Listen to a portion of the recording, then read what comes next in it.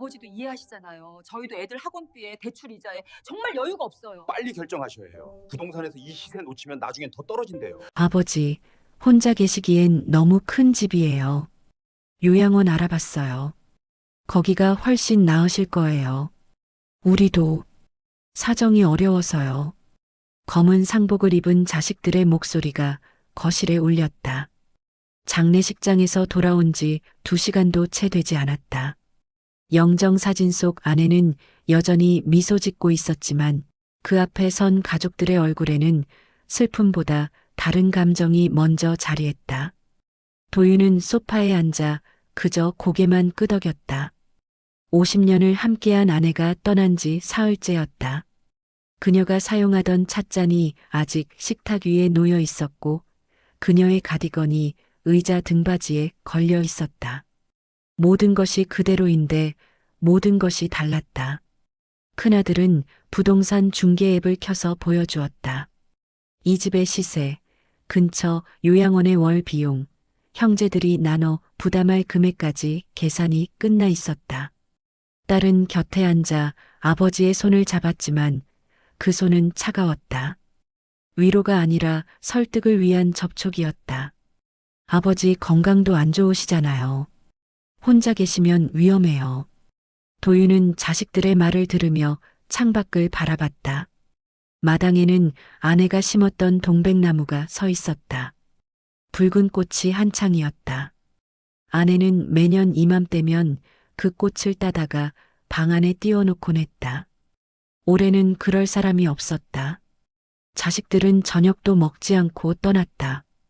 각자의 삶으로 돌아가야 한다는 이유였다. 현관문이 닫히고 집은 다시 조용해졌다. 하지만 그 조용함은 평온과는 달랐다. 텅 빈 집안에서 시계 소리만 크게 울렸다. 도윤은 부엌으로 걸어갔다. 아내가 마지막으로 끓였던 된장찌개가 냉장고에 남아 있었다. 그는 그것을 꺼내지 않았다. 대신 물 한 잔을 따라 마셨다. 물은 목을 타고 내려갔지만 가슴 속 무언가를 채우지는 못했다. 밤이 깊어졌다. 도윤은 침대가 아니라 거실 소파에 누웠다. 침실은 너무 컸다. 혼자 눕기엔 너무 넓고 너무 차가웠다. 그는 천장을 바라보며 눈을 감았다 떴다를 반복했다. 잠은 오지 않았다. 새벽 4시 도윤은 일어나 짐을 꾸리기 시작했다. 옷 몇 벌, 세면도구, 그리고 아내의 사진 한 장. 그것이 전부였다. 그는 집을 둘러봤다. 50년의 기억이 담긴 공간이었지만 이제는 그저 물건들이 놓인 공간일 뿐이었다. 도윤은 현관문을 열고 나섰다. 뒤돌아보지 않았다. 차는 비포장도로를 한참 달렸다. 도시의 불빛이 사라지고 가로등도 끊긴 어둠 속을 헤딩 라이트만이 밝혔다. 산길은 좁고 험했다. 몇 번이나 차가 바위에 부딪힐 뻔했다. 도윤이 찾아온 곳은 30년 전 아내와 함께 주말마다 오르던 산자락에 있는 오두막이었다. 당시엔 도예를 배우던 시절이었고 이곳에서 흙을 만지며 시간을 보냈었다. 아내는 옆에서 책을 읽거나 산나물을 뜯어 저녁을 준비했다. 하지만 세월은 모든 것을 바꿔놓았다. 오두막은 반쯤 무너져 있었고 지붕은 군데군데 뚫려 있었다. 문은 삐걱거렸고 창문 하나는 아예 깨져 있었다. 전기는 들어왔지만 불안정했다. 불을 켜면 깜빡거렸고 가끔은 아예 나가버렸다.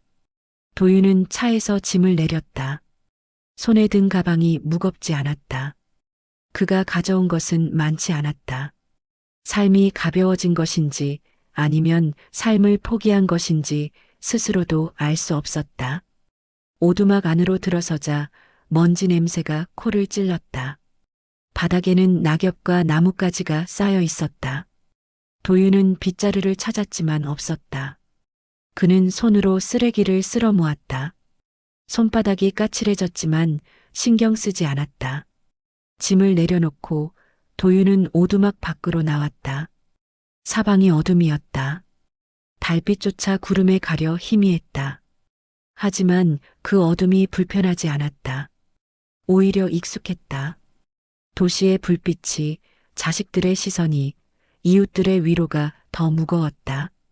밤 공기는 차갑고 깨끗했다. 도윤은 깊게 숨을 들이마셨다. 폐 속 깊은 곳까지 공기가 스며들었다. 살아있다는 느낌이 들었다. 아내가 떠난 뒤 처음으로 느끼는 감각이었다. 그는 오두막으로 돌아와 바닥에 앉았다.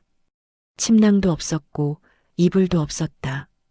그저 가방을 베고 누웠다. 천장 틈으로 별이 보였다. 도윤은 그 별을 바라보며 생각했다. 이곳이 쉬어가는 곳이 아니구나. 직감이었다. 이곳은 잠시 머물다 떠날 장소가 아니었다. 이곳은 끝이었다. 혹은 새로운 시작이었다. 도윤은 아직 어느 쪽인지 알 수 없었다. 다만 한 가지는 확실했다. 돌아갈 곳은 없었다. 새벽이 밝아왔다. 새소리가 들렸다. 도윤은 일어나 문을 열었다. 산 아래로 안개가 깔려 있었다. 세상이 구름 위에 떠 있는 것 같았다. 그는 그 풍경을 오래 바라봤다. 그리고 첫 번째 일을 시작했다. 지붕을 고치는 것이었다. 밤은 길었다. 도윤은 잠들지 못했다. 몸은 지쳐 있었지만 마음은 깨어 있었다. 어둠 속에서 천장을 바라보며 그는 수십 번 같은 질문을 되풀이했다. 이제 나는 무엇을 해야 하나? 답은 없었다. 70평생을 살아왔지만 이 질문 앞에서는 아무것도 아니었다. 도예가로서의 삶, 남편으로서의 삶, 아버지로서의 삶. 모든 역할이 끝났거나 끝나가고 있었다. 오두막은 고요했다. 바람 소리도 벌레 소리도 들리지 않았다. 그저 자신의 숨소리만이 공기를 채웠다. 도윤은 일어나 앉았다. 무릎이 시큰거렸지만 참을 만했다. 그는 가방에서 아내의 사진을 꺼냈다. 사진 속 아내는 웃고 있었다. 언제 찍은 사진인지 기억나지 않았지만 그녀는 행복해 보였다. 도윤은 그 사진을 오래 바라봤다. 당신은 내가 무엇을 하길 바랐소? 대답은 없었다. 하지만 도윤은 기다렸다. 마치 아내가 정말 대답할 것처럼 그는 어둠 속에서 귀를 기울였다. 그때 문득 아내의 목소리가 떠올랐다. 정확히는 목소리가 아니라 기억이었다. 몇 년 전 도윤이 도예를 그만두겠다고 했을 때 아내가 했던 말이었다. 당신 손은 쓸모가 없어지는 법이 없어. 그 말이 선명하게 귓가에 맴돌았다. 도윤은 자신의 손을 내려다봤다. 주름지고 거친 손이었다. 흙을 주무르고 물레를 돌리고 가마에 불을 지폈던 손이었다. 하지만 지난 10년간 그 손은 아무것도 만들지 않았다. 도윤은 손바닥을 펼쳤다, 오므렸다를 반복했다. 손가락이 뻣뻣했다. 관절이 아팠다. 하지만 움직였다. 아직 쓸 수 있는 손이었다. 그는 천천히 일어났다. 오두막 안을 걸으며 주변을 살폈다. 구석에 먼지 쌓인 나무 상자가 있었다. 도윤은 그것을 열었다. 안에는 오래된 도구들이 들어 있었다. 물레지룡 칼, 흙을 다듬는 주걱, 유약을 바르는 붓. 모두 녹슬고 낡았지만 아직 쓸 수 있었다. 도윤은 그 도구들을 하나씩 꺼내 닦기 시작했다. 천이 없어서 옷자락으로 문질렀다. 녹은 완전히 지워지지 않았지만 형태는 드러났다. 칼날은 여전히 날카로웠고 붓은 여전히 유연했다. 밤은 깊어갔지만 도윤은 잠들지 않았다. 그는 계속해서 도구를 닦았다. 하나하나 손질하며 그는 과거를 떠올렸다. 젊은 시절 처음 흙을 만졌을 때의 감촉, 물레가 돌아가며 만들어내는 형태, 가마에서 꺼낸 그릇의 온기. 새벽이 가까워졌다. 동쪽 하늘이 희미하게 밝아졌다. 도윤은 창문 틈으로 들어오는 빛을 바라봤다. 그리고 결심했다. 다시 시작하자. 무엇을 만들지는 아직 몰랐다. 왜 만드는지도 확실하지 않았다. 하지만 손을 움직여야 한다는 것만은 알았다. 그것이 아내가 남긴 마지막 가르침이었고 그가 살아갈 유일한 이유였다. 도윤은 도구들을 정리하고 밖으로 나갔다. 새벽 공기가 폐를 채웠다. 산 아래로 안개가 걷히고 있었다. 새로운 하루가 시작되고 있었다. 그는 첫 번째 발걸음을 내디뎠다. 산비탈을 향해. 도윤의 하루는 해와 함께 시작되었다. 알람도 없었고 시계도 보지 않았다. 빛이 들어오면 일어나고 어두워지면 잠들었다. 원시적인 리듬이었지만 몸은 빠르게 적응했다. 첫 번째 일은 물을 깃는 것이었다. 오두막에서 100m쯤 내려가면 작은 샘이 있었다.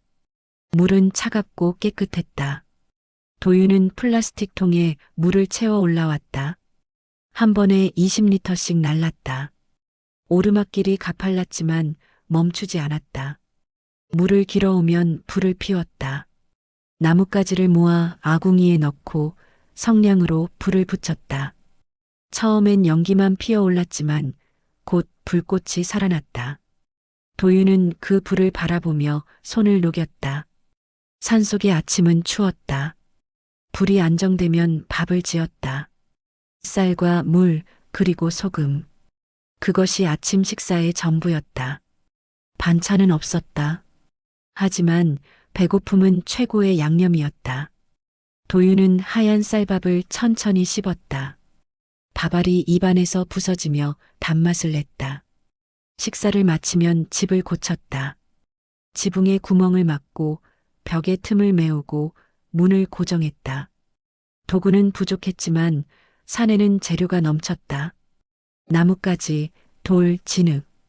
도윤은 그것들을 엮고 쌓아 올렸다. 손은 거칠어졌다. 가시에 찔리고 돌에 까지고 진흙에 갈라졌다.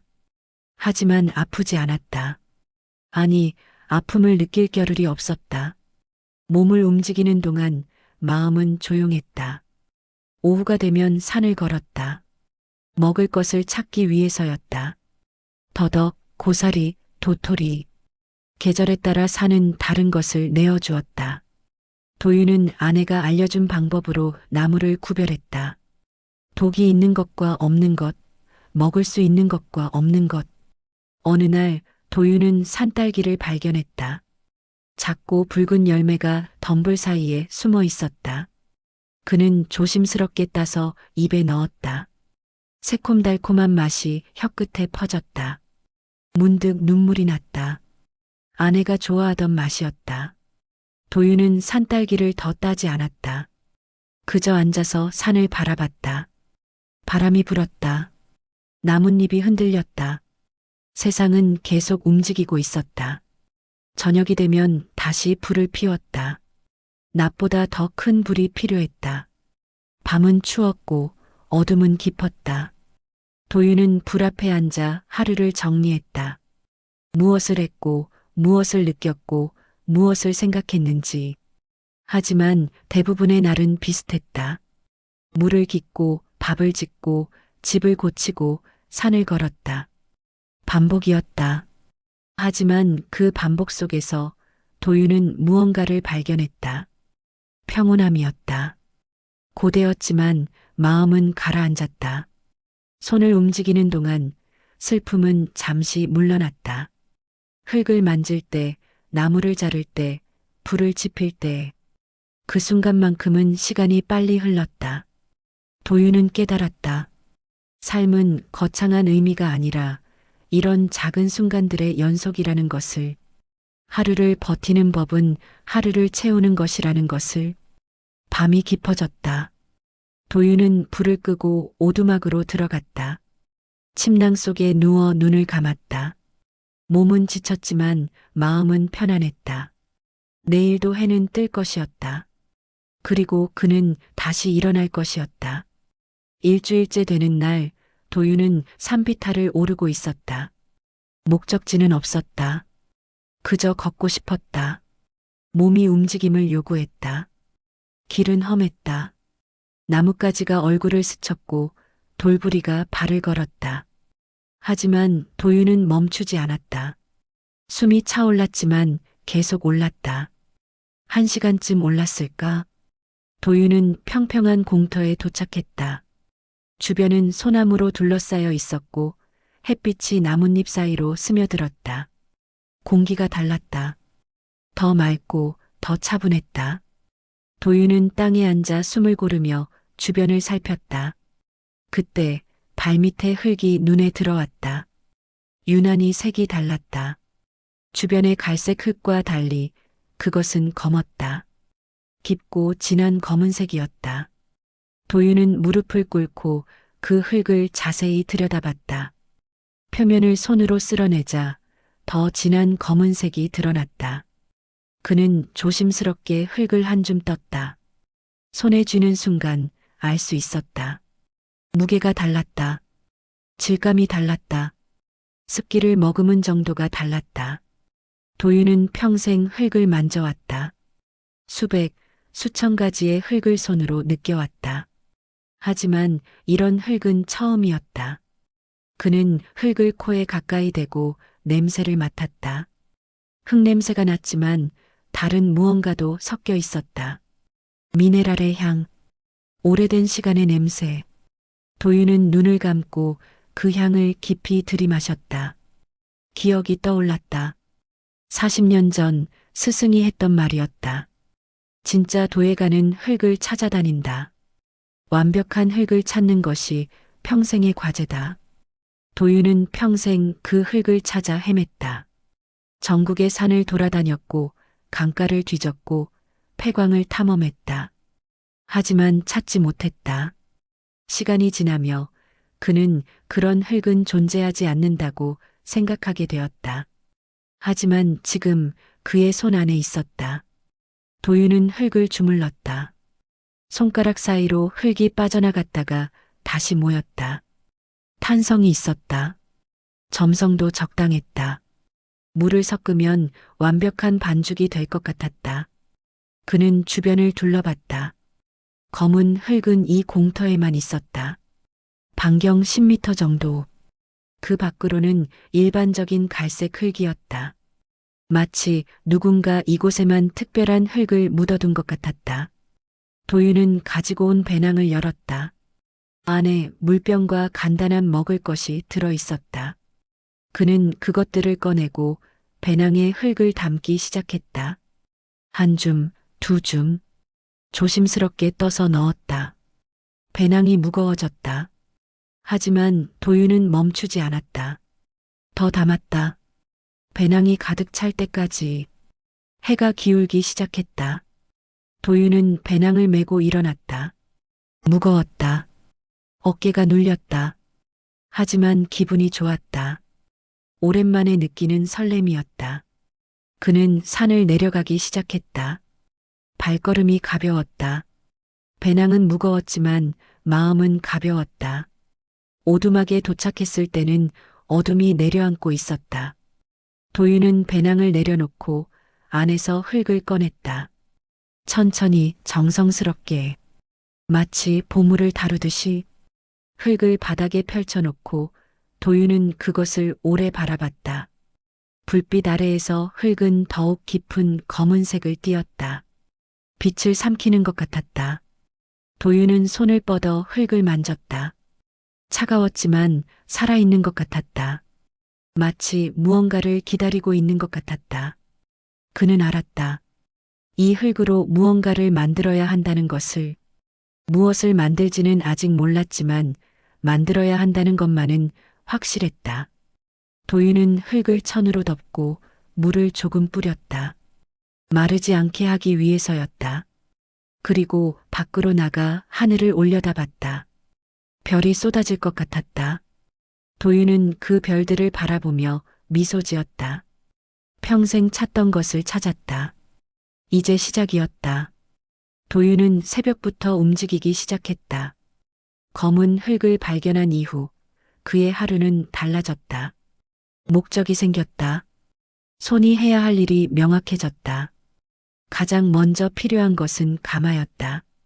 흙으로 빚은 그릇은 불을 거쳐야만 완성된다. 하지만 도윤에게는 가마가 없었다. 예전에 사용하던 가마는 도시에 두고 왔고 이곳에는 아무것도 없었다. 그는 오두막 뒤편을 살폈다. 평평한 공간이 필요했다. 바람을 막을 수 있고 불이 안전하게 타오를 수 있는 곳. 한참을 돌아다니다가 큰 바위 옆 움푹 들어간 곳을 발견했다. 도윤은 그곳에 잡초를 뽑고 돌을 치웠다. 땅을 평평하게 다졌다.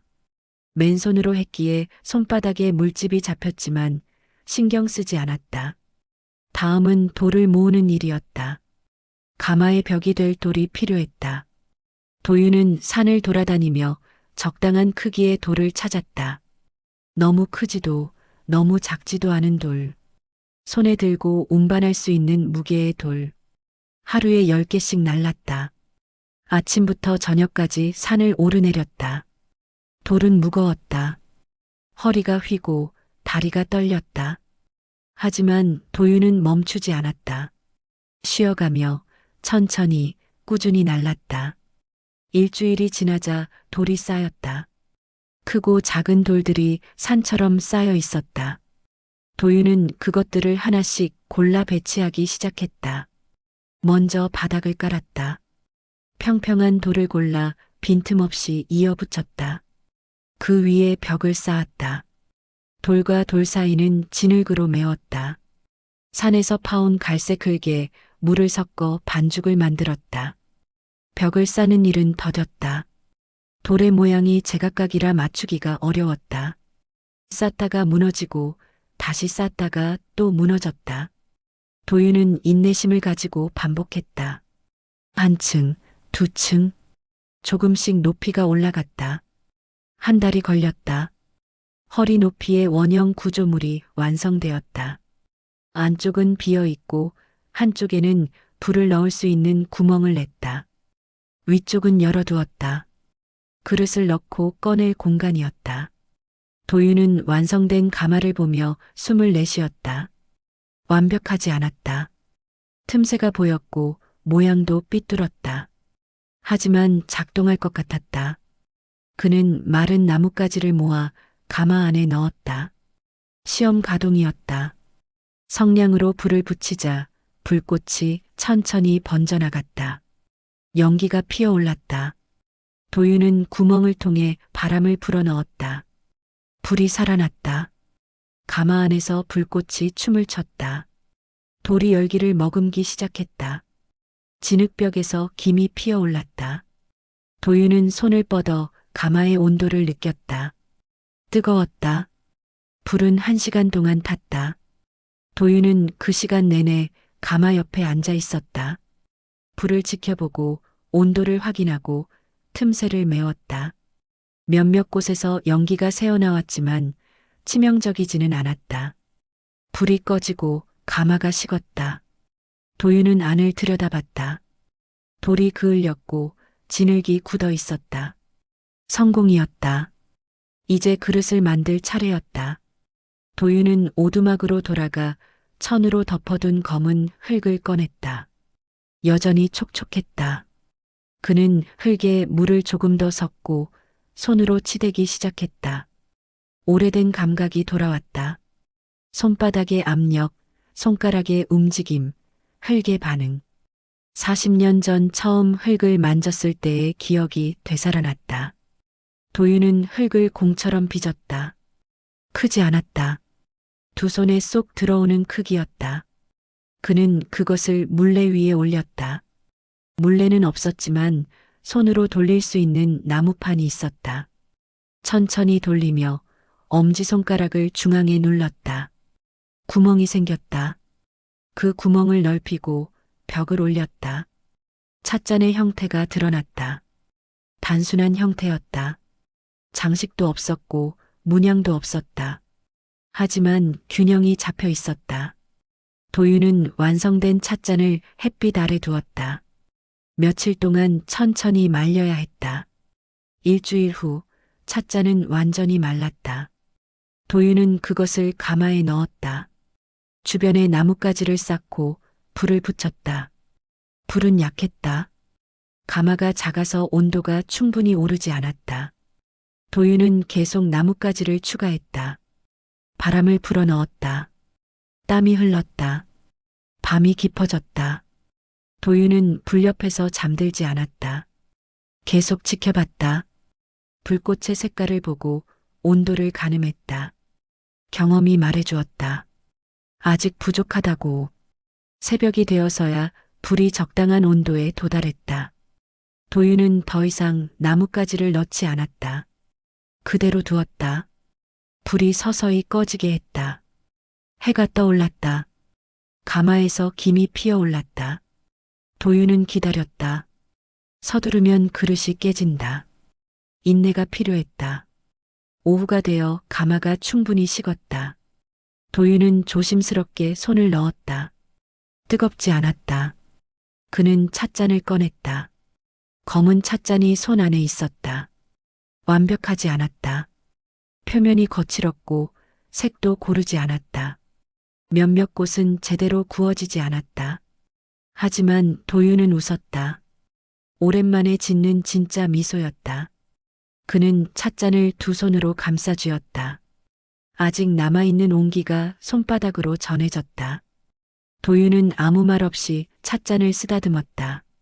손끝이 표면의 질감을 따라 움직였다. 거친 부분, 매끄러운 부분, 굴곡진 부분. 모든 것이 그의 손에서 태어났다. 해가 지고 있었다. 도윤은 찻잔을 들고 오두막으로 돌아갔다. 그날 밤 그는 그 찻잔에 물을 담아 마셨다. 물맛이 달랐다. 아니, 같은 물이었지만 다르게 느껴졌다. 도윤은 천천히 물을 마시며 생각했다.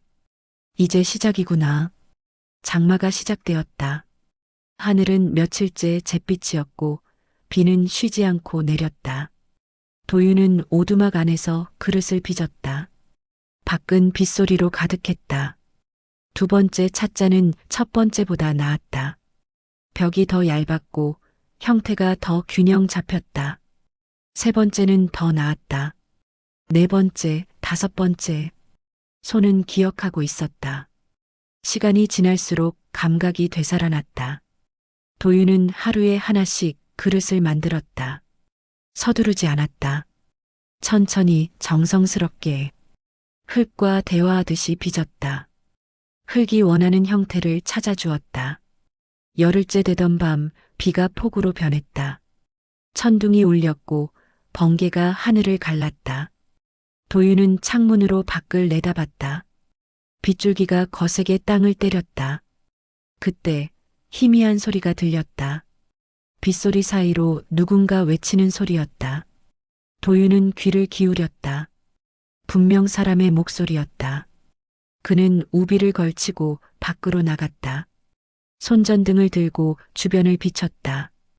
빗속에서 무언가 움직이는 것이 보였다. 사람이었다. 여기요. 이쪽입니다. 도윤이 소리쳤다. 그 사람이 비틀거리며 다가왔다. 가까이 오자 보였다. 노파였다. 온몸이 젖어 있었고 떨고 있었다. 길을 잃었어요.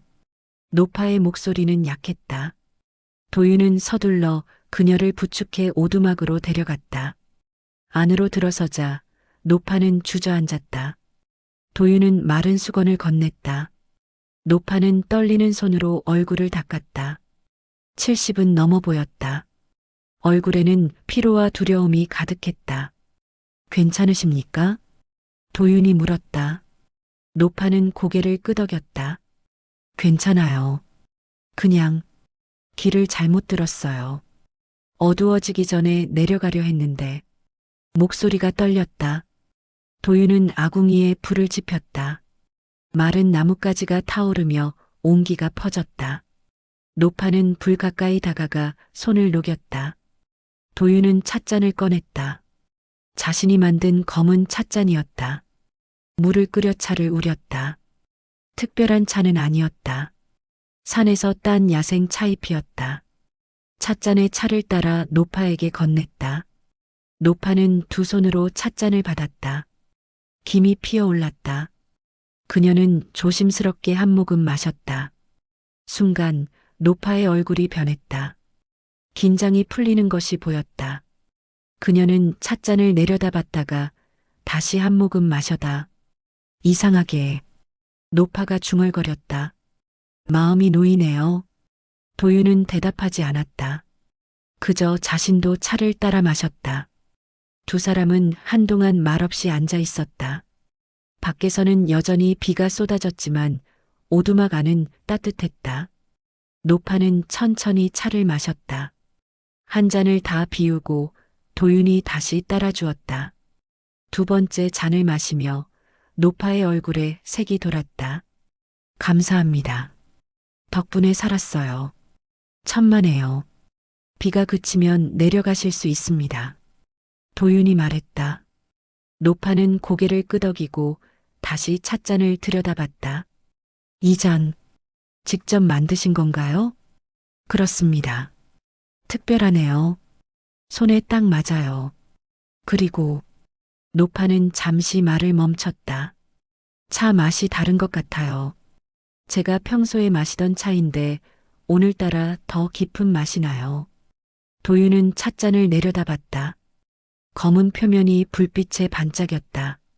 완벽하지 않은 그릇이었다. 하지만 무언가가 있었다. 그도 느꼈다. 이 찻잔에 담긴 차는 달랐다. 그냥 흙이 좋았습니다. 도윤이 조용히 말했다. 노파는 미소 지었다. 흙만이 아닐 거예요. 만드신 분의 마음도 담긴 것 같아요. 비는 새벽까지 내렸다. 노파는 오두막 한쪽에서 잠들었다. 도윤은 불을 지켜보며 밤을 보냈다. 새벽이 되자 비가 그쳤다. 하늘이 밝아왔다. 노파는 일어나 떠날 준비를 했다. 도윤은 그녀를 산길 입구까지 배웅했다. 정말 고마웠어요. 제 목숨을 구해주셨어요. 노파가 말했다. 도윤은 고개를 저었다. 별일 아닙니다. 아니에요. 큰일이에요. 노파는 잠시 망설이다가 물었다. 혹시 그 찻잔 파시나요? 도윤은 놀랐다. 팔 생각은 해본 적이 없었다. 그저 만들고 싶어서 만들었을 뿐이었다. 아닙니다. 그냥 취미로 만듭니다. 그렇군요. 노파는 아쉬운 듯 미소 지었다.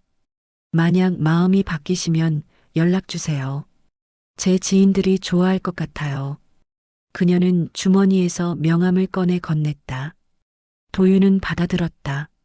명함에는 이름과 전화번호만 적혀 있었다. 노파는 산길을 내려가기 시작했다.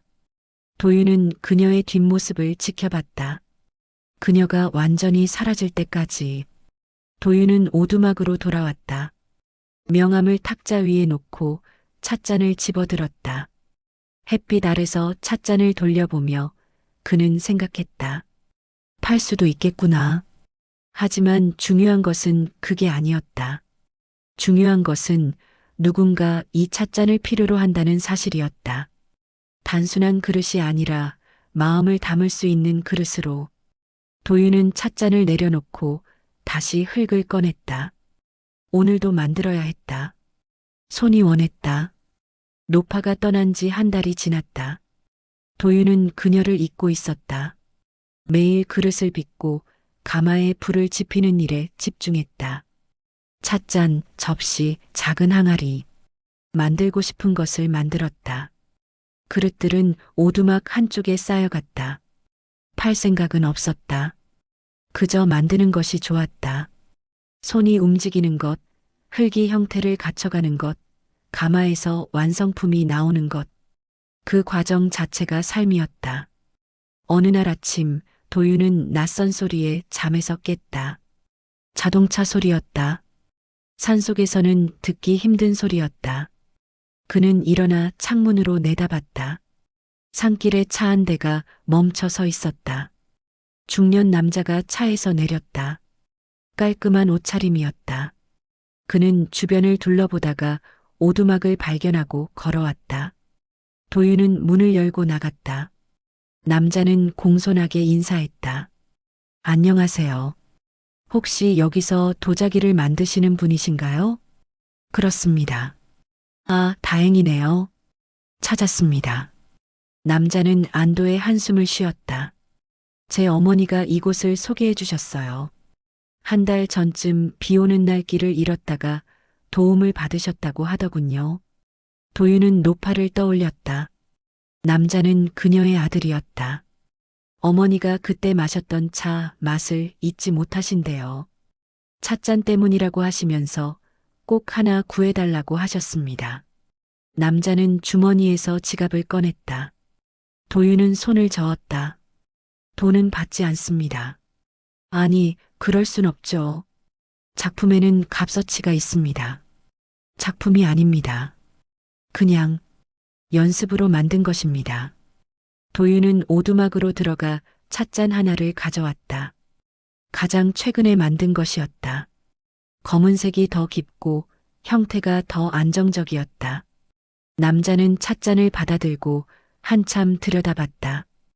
햇빛에 비춰보고 손으로 만져보고 무게를 느꼈다. 대단하네요. 단순한데 품격이 있어요. 과찬이십니다. 어머니가 좋아하시겠어요. 남자는 다시 지갑을 꺼냈다. 도윤은 이번에도 거절했다. 하지만 남자는 고집스럽게 돈을 탁자 위에 놓았다. 받아주세요. 그래야 제 마음이 편합니다. 도윤은 더 이상 거절하지 않았다. 남자는 찻잔을 조심스럽게 가방에 넣고 인사를 하고 떠났다.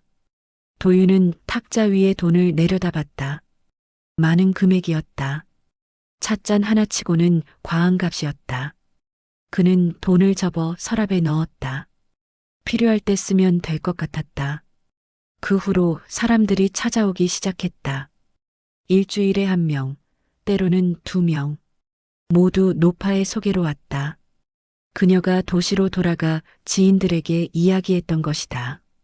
산속에 묵묵히 그릇을 빚는 노인이 있다고. 그 그릇에 차를 마시면 마음이 편안해진다고. 신기한 일이라고. 처음에는 호기심으로 오는 사람들이었다. 하지만 그릇을 보고 직접 차를 마셔본 사람들은 달라졌다. 그들은 진심으로 감탄했고 기꺼이 값을 지불했다. 도윤은 여전히 돈을 받는 것이 어색했다. 하지만 거절할 수도 없었다. 사람들은 그가 거절하면 더 많은 돈을 놓고 갔다. 한 달이 지나자 소문은 더 퍼졌다. SNS에 사진이 올라왔고 블로그에 후기가 쓰였다. 산속의 도예가, 검은 찻잔의 마법, 마음을 치유하는 그릇. 과장된 표현들이었지만 사람들은 믿었다. 주말이면 5-6명이 찾아왔다. 도윤은 그들을 모두 맞이했다. 차를 내어주고 원하면 그릇을 팔았다. 하지만 하루에 1개만 팔았다.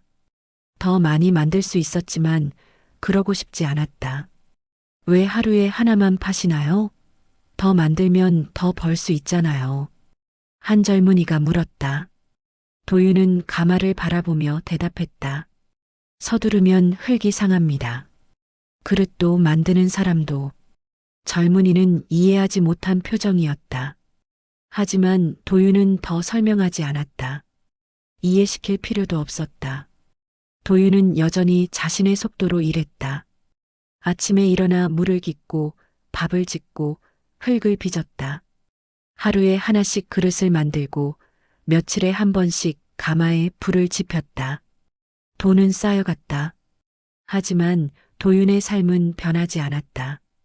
여전히 오두막에서 혼자 살았고 여전히 산을 걸었고 여전히 흙을 만졌다. 다만 한 가지가 달랐다. 이제 그의 그릇은 세상으로 나갔다. 누군가의 집에서, 누군가의 손에서, 누군가의 삶 속에서 쓰였다. 도윤은 그 사실이 나쁘지 않았다. 혼자만의 만족이 아니라 누군가에게 의미가 되는 것. 그것도 삶의 이유가 될 수 있었다. 밤이 되면 도윤은 아내의 사진을 꺼내보곤 했다. 사진 속 아내는 여전히 미소 짓고 있었다. 당신 말이 맞았소. 내 손은 쓸모 없어지지 않았어. 도윤은 조용히 중얼거렸다. 대답은 없었지만 마음은 따뜻했다. 가을이 깊어졌다. 단풍이 산을 붉게 물들였고 바람은 차가워졌다. 도윤은 겨울 준비를 하고 있었다. 장작을 패고 틈새를 메우고 김장 배추를 절였다. 그날도 평범한 오후였다. 도윤은 오두막 앞에서 장작을 패고 있었다. 도끼를 내리칠 때마다 나무가 쪼개졌고 나무 향이 퍼졌다. 산길에서 차 소리가 들렸다. 도윤은 손을 멈추고 고개를 들었다. 검은색 세단이 천천히 올라오고 있었다. 익숙한 차였다. 차가 멈추고 문이 열렸다. 큰아들이 내렸다. 뒤이어 딸도 내렸다. 그들은 주변을 둘러보며 오두막을 향해 걸어왔다. 아버지, 큰아들이 조심스럽게 불렀다. 도윤은 도끼를 내려놓고 그들을 바라봤다. 몇 달 만에 보는 얼굴들이었다. 왔느냐? 네. 연락이 안 되셔서 걱정했어요. 딸이 말했다. 도윤은 휴대폰을 거의 보지 않았다. 전기도 불안정해서 충전이 잘 안 됐다. 괜찮다. 잘 지내고 있다. 여기서 계속 지내신 거예요? 큰아들이 오두막을 보며 물었다. 얼굴에는 걱정보다 다른 감정이 보였다. 불편함 같은 것. 그렇다. 혼자서요? 이런 곳에서요? 혼자가 편하다. 침묵이 흘렀다. 자식들은 서로 눈빛을 교환했다. 무언가 할 말이 있는 것 같았다. 하지만 쉽게 꺼내지 못했다. 도윤은 오두막으로 걸어갔다. 들어오너라. 차라도 한잔하자. 자식들은 따라 들어왔다. 오두막 안은 단순했다. 간단한 가구와 도구들, 그리고 한쪽에 쌓인 그릇들. 큰아들의 시선이 그릇들에 머물렀다. 도윤은 찻잔 2개를 꺼내 차를 우렸다. 자신이 만든 검은 찻잔이었다. 김이 피어올랐다. 드셔라. 자식들은 찻잔을 받았다. 딸은 찻잔을 유심히 들여다봤다. 이것도 아버지가 만드신 거예요? 그렇다. 예쁘네요. 큰아들은 차를 한 모금 마시고 찻잔을 내려놓았다. 아버지, 사실은. 그는 말을 잠시 멈췄다. 딸이 대신 말을 이었다. 소문 들었어요. 아버지가 여기서 도자기를 만드신다고. 사람들 사이에 유명하시대요. 도윤은 대답하지 않았다. 그저 차를 마셨다. 온라인에서 봤어요. 아버지 그릇 사진이랑 후기들. 다들 찾는데요. 큰아들이 말했다. 제대로 사업화하시면 돈이 될 것 같은데요. 공방도 만들고 직원도 고용하고. 도윤은 찻잔을 내려놓았다. 필요 없다. 왜요? 이렇게 재능이 있으신데. 재능이 아니다. 그냥 하고 싶어서 하는 것이다. 하지만 됐다. 도윤의 목소리는 단호했다. 큰아들은 입을 다물었다. 딸이 조심스럽게 물었다. 아버지, 정말 괜찮으세요? 여기서 혼자 계시는 게 괜찮다. 이게 내가 원하는 삶이다. 하지만 외로우시잖아요. 외롭지 않다. 도윤은 창문 밖을 바라봤다. 산이 보였다. 단풍이 바람에 흔들렸다. 사람이 많다고 외롭지 않은 것은 아니다. 혼자라고 외로운 것도 아니다. 자식들은 더 이상 말하지 못했다. 그들은 예전처럼 당당하지 못했다. 아버지를 요양원에 보내려 했던 자신들을 돌아보는 것 같았다. 한참 후 큰아들이 조심스럽게 말했다. 아버지, 저희가 그때 됐다. 도윤은 손을 들어 막았다. 지나간 일이다. 너희도 각자 사정이 있었을 것이다. 하지만 원망하지 않는다. 이해한다. 딸의 눈에 눈물이 맺혔다. 그녀는 고개를 숙였다. 도윤은 다시 차를 따랐다. 조용히, 천천히. 김이 피어올랐다. 그는 찻잔을 자식들에게 건넸다. 그냥 차나 마셔라. 멀리서 왔으니 자식들은 찻잔을 받았다. 이번에는 천천히 마셨다. 맛을 음미하듯이 방안은 고요했다. 하지만 불편하지 않은 고요였다. 해가 기울기 시작했다. 자식들은 일어났다. 이제 가봐야 할 것 같아요. 그래라. 도윤은 그들을 배웅하기 위해 밖으로 나갔다. 차에 오르기 전 딸이 돌아섰다. 아버지, 가끔 연락 주세요. 걱정돼요. 그러마. 자주 올게요. 천천히 오너라. 급할 것 없다. 자식들은 차에 올랐다. 엔진이 걸렸다. 차가 천천히 산길을 내려가기 시작했다. 도윤은 차가 보이지 않을 때까지 지켜봤다. 그들이 완전히 사라지자 도윤은 오두막으로 돌아왔다. 탁자 위에 봉투가 놓여 있었다. 자식들이 두고 간 것이었다. 도윤은 봉투를 열어보지 않았다. 그저 서랍에 넣었다. 그는 창문 앞에 섰다. 산이 저녁 노을에 물들고 있었다.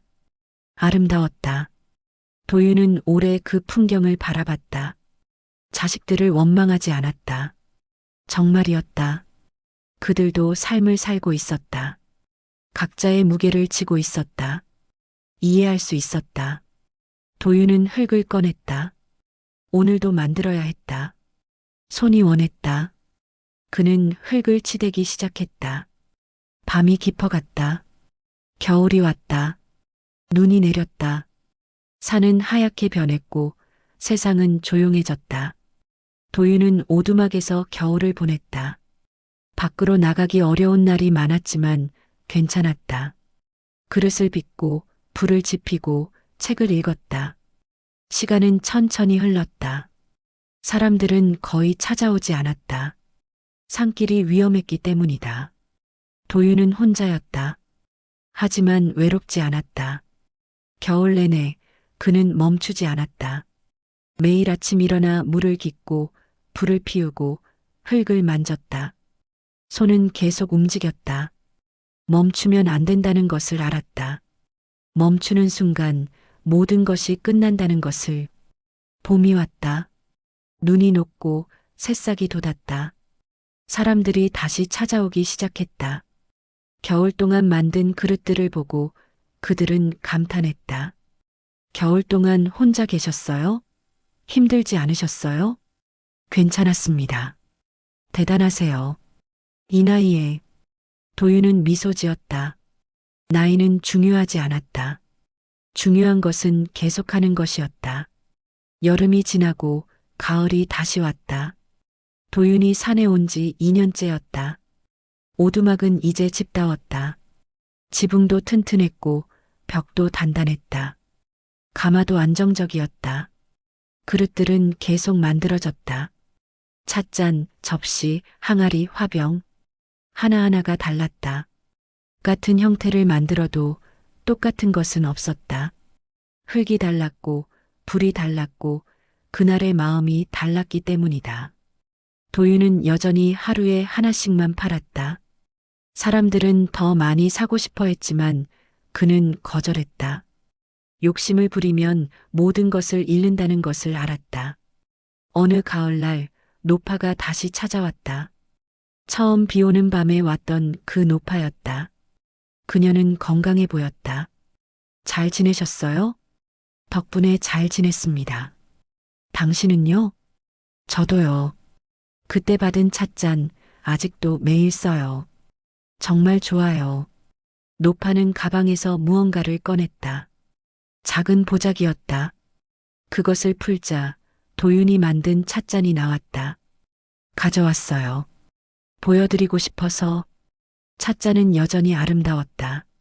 사용한 흔적이 있었지만 오히려 그것이 더 멋스러워 보였다. 잘 쓰고 계시는군요. 매일 이 잔으로 차를 마셔요. 그러면 마음이 편안해져요. 신기해요. 노파는 찻잔을 쓰다듬으며 말했다. 이 잔 덕분에 많은 것이 달라졌어요. 아들과의 관계도 제 마음도. 도윤은 조용히 들었다. 노파는 계속 말했다. 처음엔 그냥 그릇인 줄 알았어요. 하지만 아니더라고요. 이 안에는 무언가 담겨 있어요. 만드신 분의 시간, 마음, 삶.